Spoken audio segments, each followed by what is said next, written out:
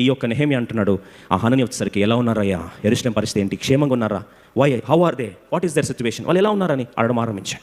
ఈరోజు అడుగుతున్నాను, ప్రేమలు కరువైపోతున్న కుటుంబాలు, ప్రేమలు కరువైపోతున్న సంఘాలు, ఒకరి యోగక్షేమాలు ఇంకొకరు కనీసం ఎలా ఉన్నారు అనే పదం కూడా ఈరోజు ఏమైందండి, కనువైపోయింది.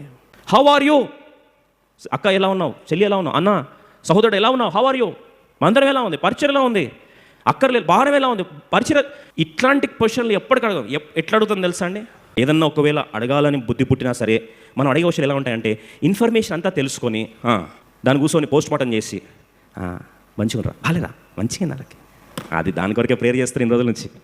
అట్లా అంటాం కానీ నిజంగా మనసులో భారం పెట్టుకొని అడుగుతామండి. Do ever pray with concern for them? ఎందుకు అడగం తెలుసా? నిజంగా నేను అనుకోవడం, వై వి డోంట్ ఆస్క్, కుశల ప్రశ్న ఎందుకు అడగం తెలుసా? అడిగేంత సమయం మనకు, బిజీ లైఫ్స్, ఒప్పుకుంటారండి?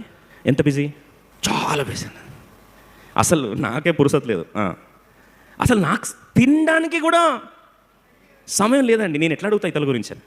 రీల్స్ చూడడానికి టైం ఉంటుంది, సోషల్ మీడియా స్క్రోలింగ్ చేయడానికి టైం ఉంటుంది, డీపీలు చూడడానికి టైం ఉంటుంది, స్టేటస్లు చూడడానికి టైం ఉంటుంది, కానీ how are you, is all okay అని అడగడానికి మాత్రం టైం లేదు కదా. బిజీ లైఫ్స్ అంటే బిజీ అనే పదం పెడితే మిగతావన్నీ కూడా దాంట్లో కవర్ అయిపోతాయి నీట్గా.